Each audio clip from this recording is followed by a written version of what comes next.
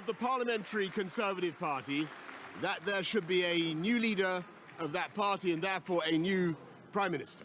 दोस्तों, पिछले कुछ दिनों से इंग्लैंड में ऐसी उथल पुथल मची है जैसे कि कुछ समय पहले महाराष्ट्र में देखने को मिली थी और उससे कुछ महीने पहले श्रीलंका में।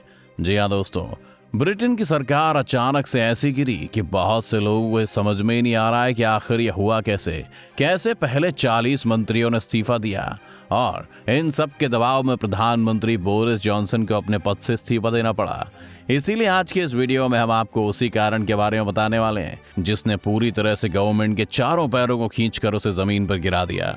सबसे पहले समझते हैं कि इस समय का माहौल क्या है। तो दोस्तों, आपको बता दें कि ब्रिटिश प्रधानमंत्री बोरिस जॉनसन ने 7 जुलाई को ब्रिटेन की संसद में कंजर्वेटिव पार्टी, जो इंग्लैंड में इस समय सत्ता में है, उसके लीडर पद से इस्तीफा दे दिया है। अब इस झोल को भी आप समझिएगा, बोरिस ने सिर्फ लीडर का पद छोड़ा है, इसीलिए नियम के हिसाब से अक्टूबर में नया नेता चुने जाने तक वह बतौर प्रधानमंत्री काम करते रहेंगे। लेकिन यहाँ कुछ रेस्ट्रिक्शंस उनके ऊपर लग जाएंगी, जैसे कि वो कोई नई पॉलिसी पर काम नहीं कर पाएंगे, ना ही कोई बड़ा फैसला ले पाएंगे और ना ही फाइनेंशियल सेक्टर से जुड़ी किसी फैसले में दखल दे सकेंगे।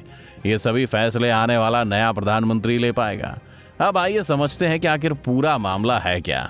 महाराष्ट्र के एग्जाम्पल से समझें तो जिस तरह से उद्धव ठाकरे के खिलाफ उनकी पार्टी में बगावत शुरू हो गई थी, वैसी बगावत बोरिस जॉनसन की अपनी कंजर्वेटिव पार्टी में भी शुरू हो गई थी।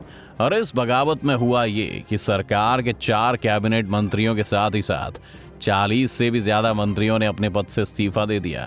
अब ऐसे में जिस तरह से उद्धव सरकार पर संकट आ गया था, वैसा ही संकट बोरिस जॉनसन की सरकार पर भी आ गया था। लेकिन बोरिस जॉनसन की सरकार पर यह संकट आया कैसे?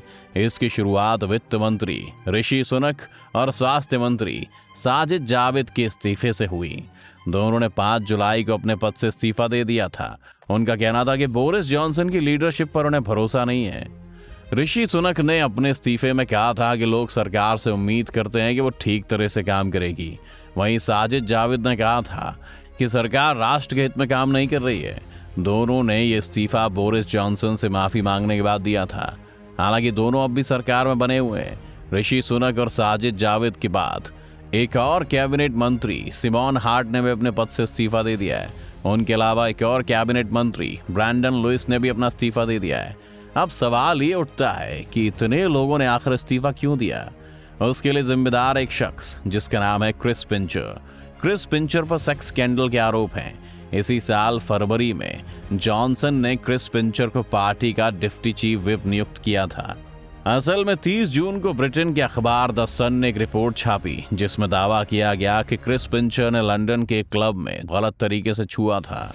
इस रिपोर्ट के आने के बाद पिंचर को डिप्टी चीफ व्हिप के पद से इस्तीफा देना पड़ा था। पिंचर पर पहले भी ऐसे सेक्सुअल हरासमेंट के आरोप लगते रहे हैं। अब अखबार की रिपोर्ट सामने आने के बाद उन्हीं की पार्टी ने आरोप लगाया कि जॉनसन को पिंचर के आरोपों के बारे में जानकारी नहीं थी। Yes, I think it was a mistake and I apologize for it. I think in hindsight it was the wrong thing to do. फिर भी उन्होंने उनके खिलाफ कोई एक्शन नहीं लिया। लेकिन मेन दिक्कत शुरू हुई कॉन्ट्राडिक्टरी बयानों से। असल में 1 जुलाई को सरकार के स्पोक्सपर्सन ने कहा कि प्रधानमंत्री जॉनसन को आरोपों के बारे में पता नहीं था।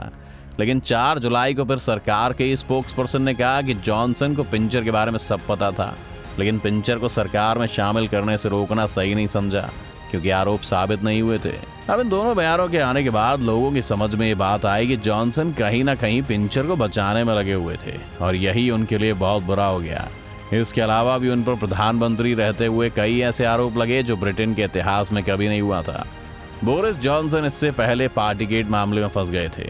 ये पार्टीगेट मामला ये था कि उनके ऊपर कोरोना लॉकडाउन के दौरान पार्टी करने का आरोप लगा था। ब्रिटिश मीडिया में दावा किया गया था कि 19 जून 2020 को जॉनसन का बर्थडे था और इस दिन डाउनिंग स्ट्रीट में एक पार्टी हुई थी। इस पार्टी में 30 लोग शामिल हुए थे, जबकि लॉकडाउन में सिर्फ 2 लोगों को ही शामिल होने की इजाज़त थी। पार्टीगेट सामने आने के बाद बोरिस जॉनसन पर फिर से इस्तीफे का दबाव बढ़ गया था। उन्हीं की पार्टी के लोग उनके खिलाफ हो गए थे। अप्रैल 2022 में जॉनसन पर लॉकडाउन नियमों को तोड़ने के आरोप में जुर्माना भी लगा। जॉनसन पहले प्रधानमंत्री हैं जिन पर पद रहते हुए भी नियमों को तोड़ने का आरोप है। यही कारण था कि पार्टी करने को लेकर जॉनसन के खिलाफ संसद में जून 2022 में अविश्वास प्रस्ताव लाया गया था। हालांकि अविश्वास प्रस्ताव गिर गया था। 359 सदस्यों वाले सदन में जॉनसन के पक्ष में 211 और विपक्ष में 148 वोट पड़े थे और उन्होंने 1 महीने के लिए अपनी सरकार बचा ली थी। खैर, अब तो जॉनसन की विदाई तय हो चुकी है, लेकिन अब आगे क्या होगा? अब होगा ये कि पार्टी के सांसद और सदस्य नए नेता को चुनने के लिए कंपटीशन ऑर्गेनाइज करेंगे। पार्टी का नया नेता ही देश का अगला प्रधानमंत्री होगा। अब यहाँ पर गौर करने वाली बात यह है कि ब्रिटेन में ऐसा 2019 में भी हो चुका है, जब थेरेसा मे को कुर्सी छोड़नी पड़ी थी। अब इस पूरे प्रोसेस में अक्टूबर तक का समय लग जाएगा। इसलिए अब देखने वाली बात यह है कि क्या खराब गवर्नेंस की वजह से ब्रिटेन में कोई बड़ी दिक्कत तो नहीं आएगी। आगे जो भी होगा हम आपको बताते रहेंगे। आपकी इस मामले में क्या राय है हमें कमेंट करके जरूर बताएं। अगर आज की वीडियो आपको पसंद आई हो तो इसे लाइक करने के साथ साथ अपने दोस्तों और रिश्तेदारों के साथ शेयर जरूर कर दें।